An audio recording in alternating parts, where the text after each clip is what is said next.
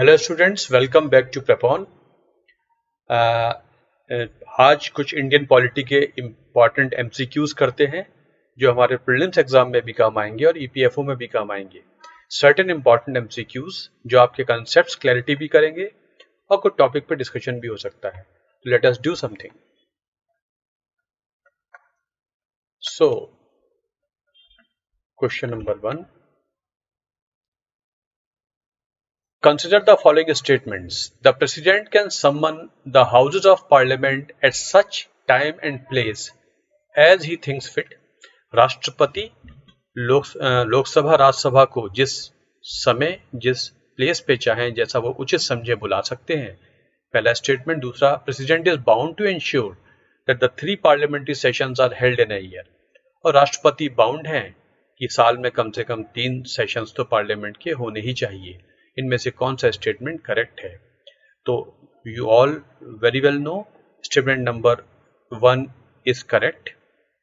The president can summon both the houses of parliament at such time and place as he thinks fit.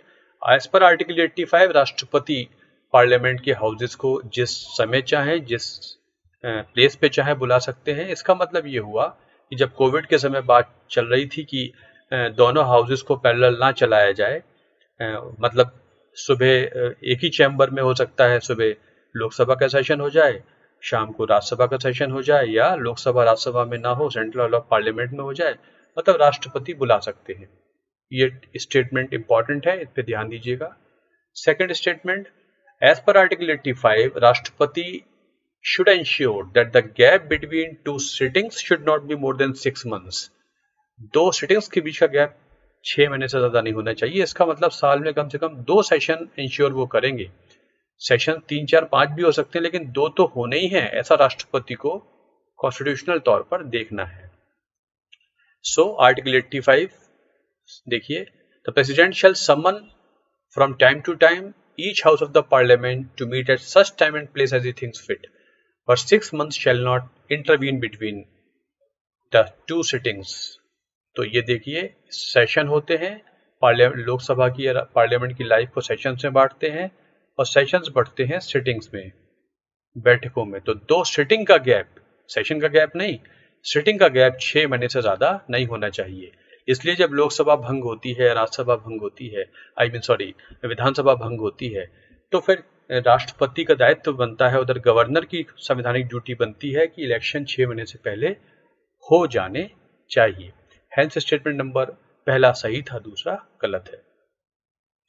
Second question, consider the following statements about speaker of Lok Sabha. Lok Sabha speaker के बारे में, speaker is the final interpreter of the rules of the procedure of the house.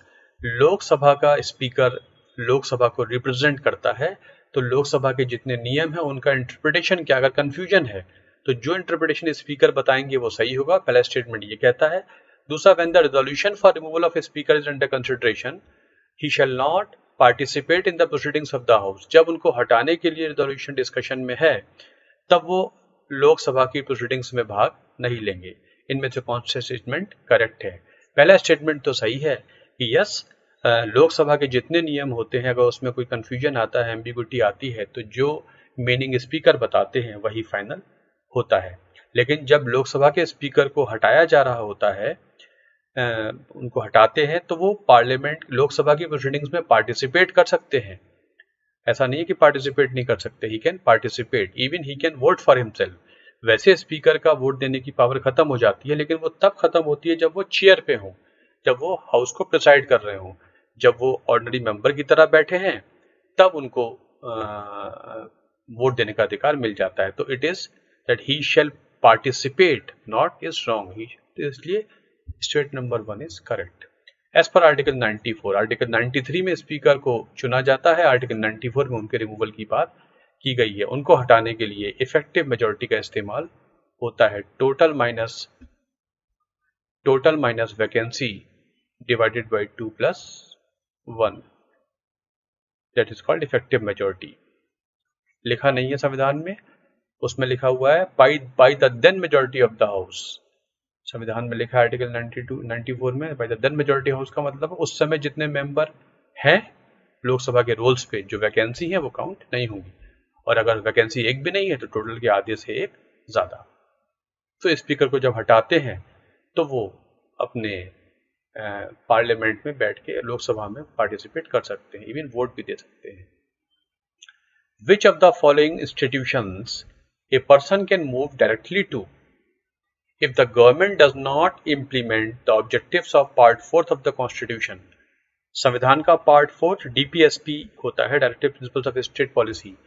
DPSPs अगर implement ना हो, सरकारें उन्हें लागू ना करें, तो व्यक्ति कहाँ जा सकता है सीधे? क्या सुप्रीम कोर्ट जा सकता है, क्या हाई कोर्ट जा सकता है, या सबऑर्डिनेट कोर्ट जा सकता है, या लोक अदालत जा सकता है? तो DPSP part 4 of the constitution, if governments do not implement DPSPs, a person cannot go anywhere because they are non-justiciable। वो non-justiciable होते हैं। As per Article 37 of the Constitution, DPSPs are non-justiciable means government may implement them, governments may not implement them. If government does not implement them, at least you cannot take the support of the court। आप सरकार को fundamental right ना implement हो तो आप government के खिलाफ जा सकते हैं, वो रेमेडियल हैं, लेकिन DPSPs के लिए आप कोर्ट नहीं जा सकते। Hence, none of the above is the answer। You cannot proceed to any court if the governments do not implement Part 4 of the Constitution because they are non-justiciable. Their non-implementation cannot be fought for in the court of law।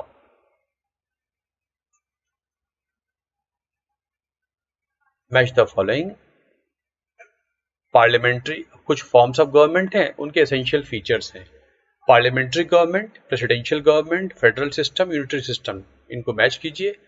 Parliamentary system, collective responsibility of council of ministers.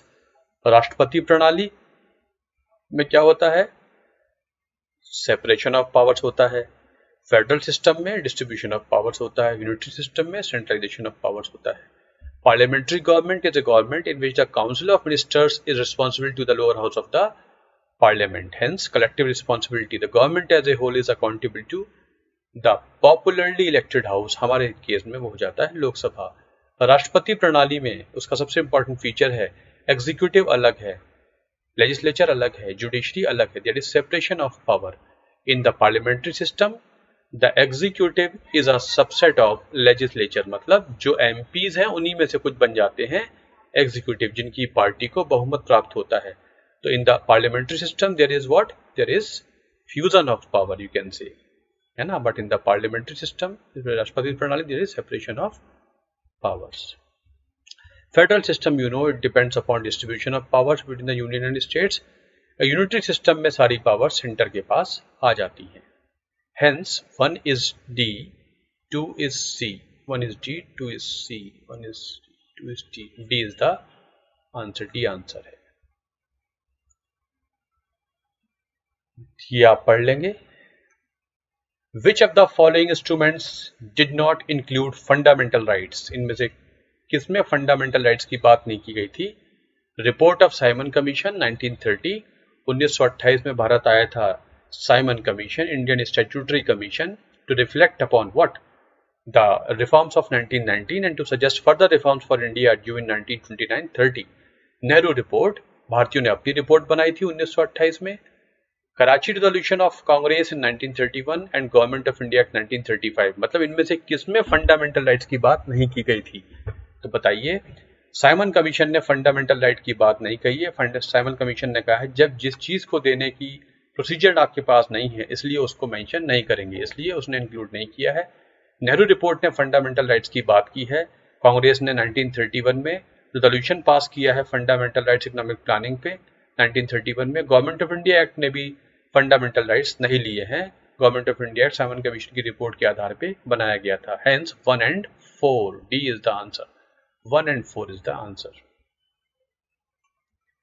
Question number 6, consider the following statements। All the rights flowing from the Constitution are fundamental rights। संविधान से निकलने वाले सारे अधिकार fundamental rights हैं।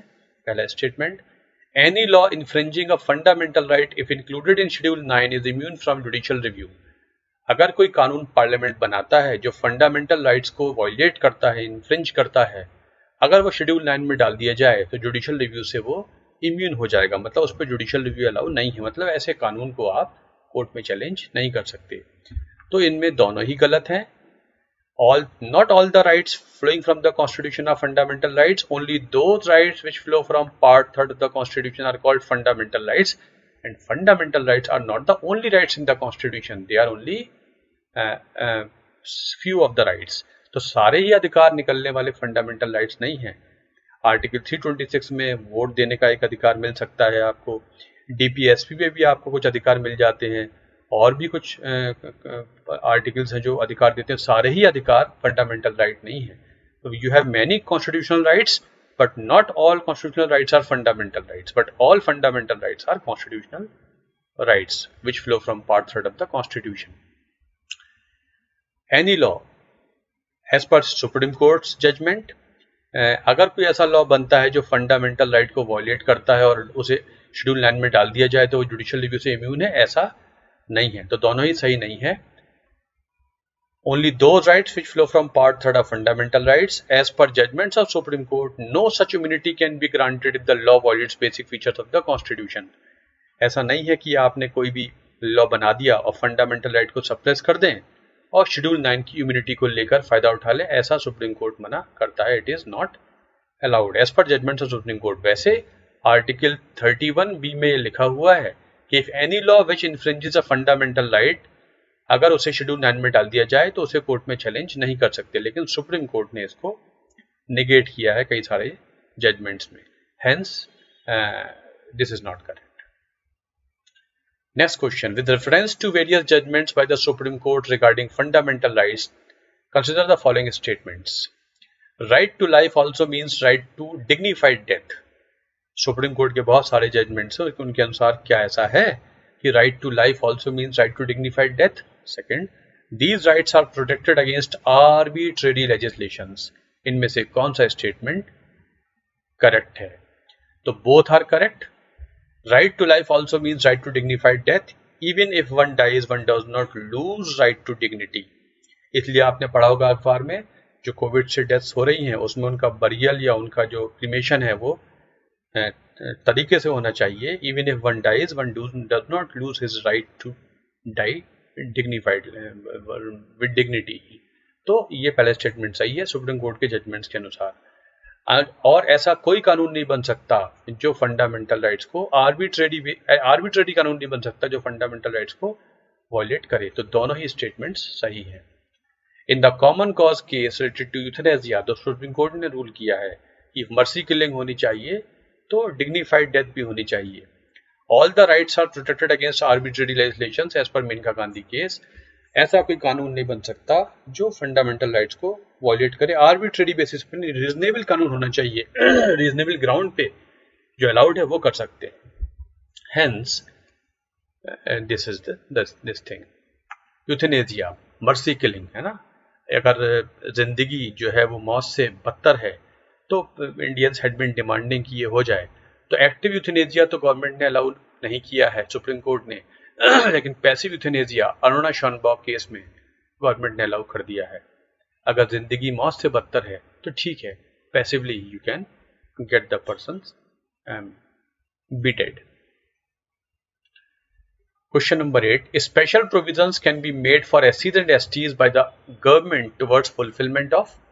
SC STs के लिए special provisions बनाए जा सकते हैं गवर्नमेंट द्वारा, पार्लियामेंट द्वारा, टुवर्ड्स फुलफिलमेंट ऑफ व्हाट? क्या सिर्फ फंडामेंटल राइट्स, क्या सिर्फ डीपीएसपी, या बोथ? बोथ, दोनों के फुलफिलमेंट के लिए good number of provisions are there, जिनमें SC STs के लिए स्पेशल प्रोविजंस बना सकते हैं, डीपीएसपी में भी बना सकते हैं और फंडामेंटल राइट में तो बहुत बना ही सकते हैं। डीपीएसपी में भी आर्टिकल 46 कहता है कि स्पेशल प्रोविजंस बनाए जा सकते हैं ताकि जो वीकर सेक्शंस हैं, एसटीज हैं, उनका ध्यान रखा जाए, उनका विशेष ध्यान रखा जाए। फंडामेंटल राइट्स में तो बहुत सारे प्रोविजंस हुआ ही करते हैं। तो दोनों के लिए बोथ पार्ट 3 पार्ट 4 अलाउ।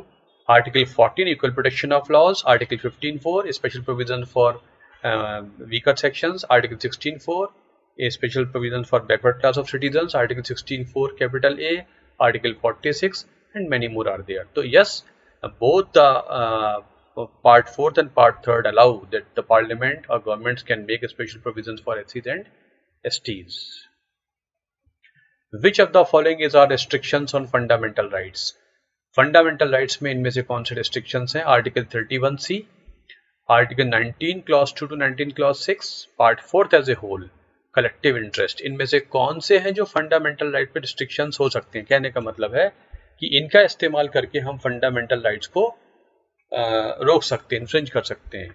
तो article 31C says that, article 31C कहता है जो डीपीएसपी हैं under article 39B and 39C, they are more powerful than article 19 and article 19 से 14 और 19 से ज्यादा पावरफुल है। मतलब अगर कोई लॉ बनता है जो article 39 small B small C को फ्रुक्टिफाई करता है, इम्प्लीमेंट करता है, और ऐसा करते समय अगर right to equality, right to freedom violate हो जाए तो फर्क नहीं पड़ता। Hence article 31 capital C is a restriction on fundamental rights. ये डीपीएसपी है। इसमें यह बताया गया है कि material resources of the country can be used for common good. जो देश के संसाधन हैं वो ज्यादाओं के लिए इस्तेमाल हो, ऐसा लॉ बना सकते हैं, प्रोविजन बना सकते हैं। और कंसंट्रेशन ऑफ वेल्थ नहीं, कुछ हाथों में नहीं होनी चाहिए।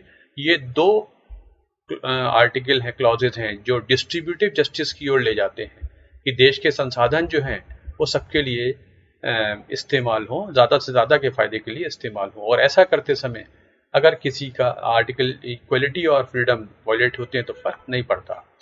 As added by 25th amendment act 1971। आर्टिकल 19(2) to 6 तो रिस्ट्रिक्शंस बताते ही हैं कि डिफेमेशन है, पीस एंड ट्रैंक्विलिटी है, सिक्योरिटी ऑफ इंडिया है, ये सब रिस्ट्रिक्शंस फंडामेंटल राइट्स पे होती हैं।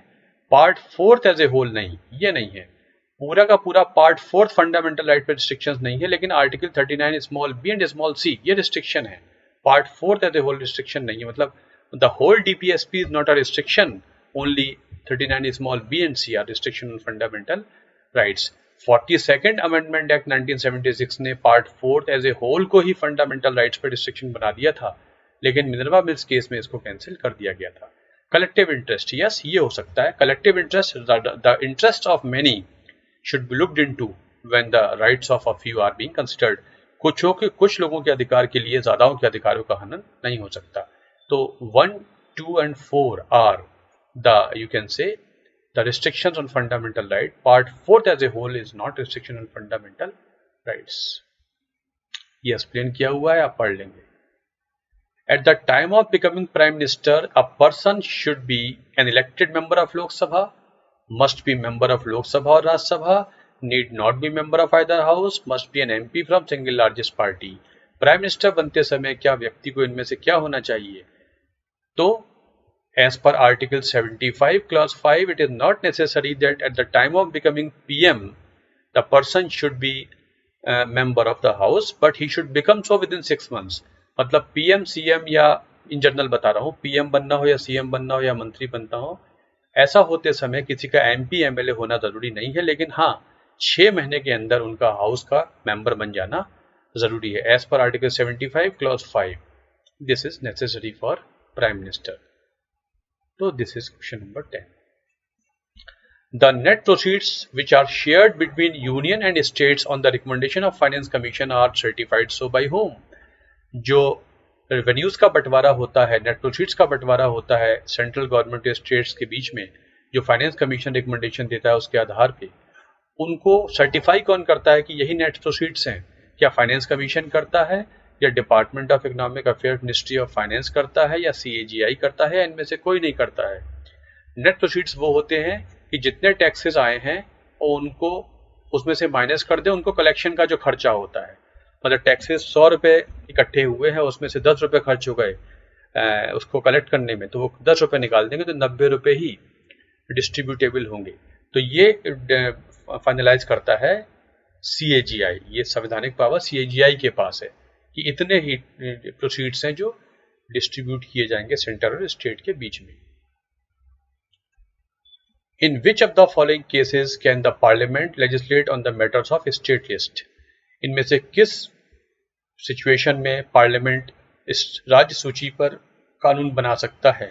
क्या on a resolution of Rajya Sabha in the national interest, राष्ट्र हित में राज्यसभा रिकमेंड करे बना दीजिए तो बना सकता है, या दो स्टेट लेजिस्लेचर्स रिकमेंड करें तो बना सकता है, या देश में लग जाए नेशनल इमरजेंसी तो बना सकता है, या on a resolution pass by a state legislature, या फिर एक राज्य कह दे कि आप हमारे राज्य के लिए कानून बना दे तो बना सकता है। तो yes, 1 2 3 4 is not the situation. अगर नेशनल इंटरेस्ट राज्यसभा को लगता है कि इससे नेशनल इंटरेस्ट होगा तो राज्यसभा आर्टिकल 249 में कह सकता है कि पार्लियामेंट राज्य के मुद्दों पर कानून बनाए। आर्टिकल 252 में अगर दो विधानसभाएं, दो राज्य कह दें कि आप स्टेट लिस्ट पे लॉ बनाइए तो उन राज्यों के लिए पार्लियामेंट लॉ बना सकता है। और जब नेशनल इमरजेंसी लग जाती है तब तो पार्लियामेंट राज्य सूची पर लॉ ऑटोमेटिकली बना ही सकता है, लेकिन एक राज्य के कहने पे नहीं बना सकता। सो यू कैन सी ये क्लॉजेज हैं, जो आर्टिकल्स हैं जिनके बेस पे ऐसा हो सकता है। Consider the following statements about judicial review. Judicial review के बारे में स्टेटमेंट्स देखिए।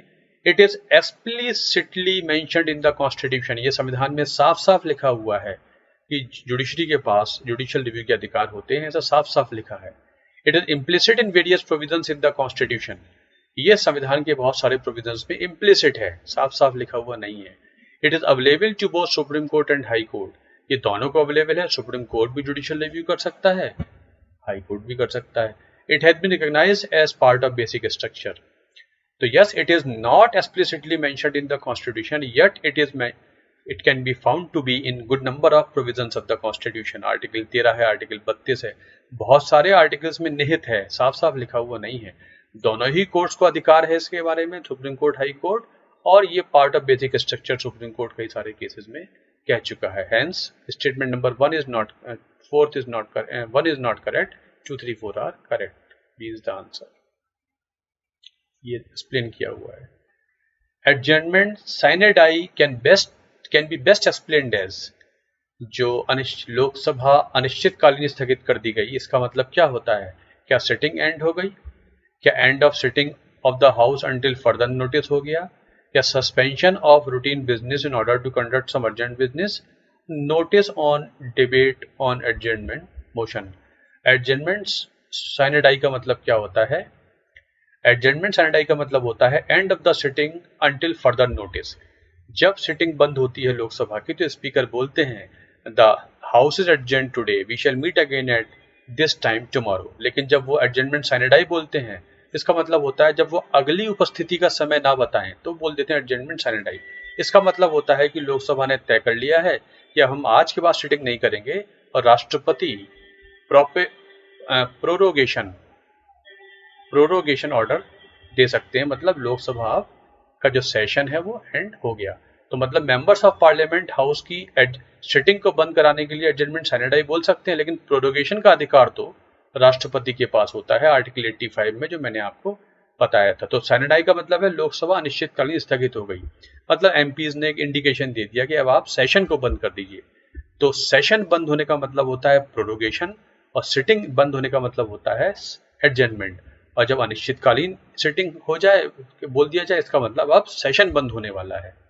तो this is end of the sitting of the house until further notice. So as per the options, B is the best answer.